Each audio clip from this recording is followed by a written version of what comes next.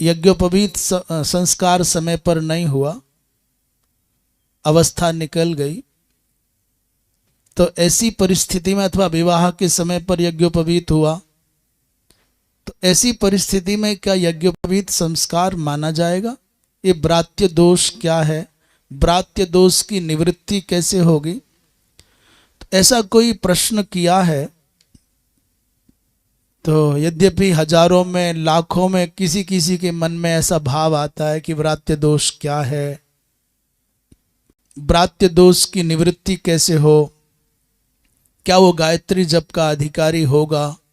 सच्ची बात तो ये है कि ब्राह्मण बालक का यज्ञोपवीत संस्कार 8 वर्ष की अवस्था तक हो जाना चाहिए। 8 वर्ष की अवस्था तक न हो सके तो प्रायश्चित के साथ 16 वर्ष की अवस्था तक हो जाए। क्षत्रिय बालक का यज्ञोपवीत संस्कार 11 वर्ष की अवस्था तक हो जाना चाहिए, और यदि न हो सके तो 11 वर्ष और जोड़ लो, 12 वर्ष की अवस्था तक प्रायश्चित के सहित हो जाए। क्या कह दिया? 11, अच्छा 11 के साथ 22 वर्ष की अवस्था तक हो जाए।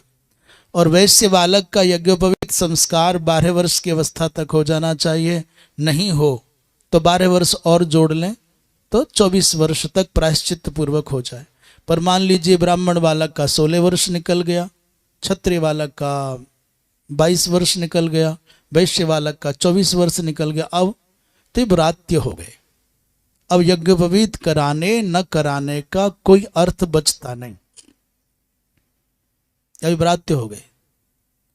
तो महाराज फिर भी कोई तो मार्ग होगा ना, समाधान होगा? बोले हाँ, व्रात्यष्टि है, उद्दालक व्रत है, और एक यावक व्रत है।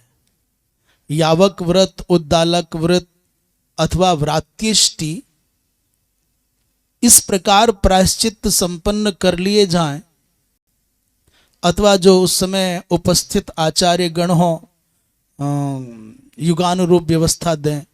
अनादिष्ट प्रायश्चित का माने जिसका कोई उल्लेख शास्त्रों में नहीं है, ऐसे समर्थ कोई सक्षम महापुरुष, धर्मज्ञ महापुरुष जो व्यक्ति की परिस्थिति को, पात्रता को, देश काल और पात्र की का आकलन करना जानते हो, वो जो प्रायश्चित बता दें, उस प्रायश्चित को संपन्न करके चाहे स्वर्णदान बतावें, चाहे गोदान बतावें, चाहे कोई अभिष्ट अनुष्ठान बतावें, चाहे जप बतावें, चाहे कोई कृच्छ्रादिक व्रत बतावें, चांद्रायणादिक व्रत बतावें, तो जो बताएं उसका पालन करके यज्ञोपवीत संस्कार करा लेना चाहिए। और फिर उन्हीं की आज्ञा से गायत्री आदि जप किया जा सकता है। तो आशा है ये समाधान आपके अनुरूप हुआ होगा। हर हर महादेव। श्रीमन्नारायण नारायण नारायण।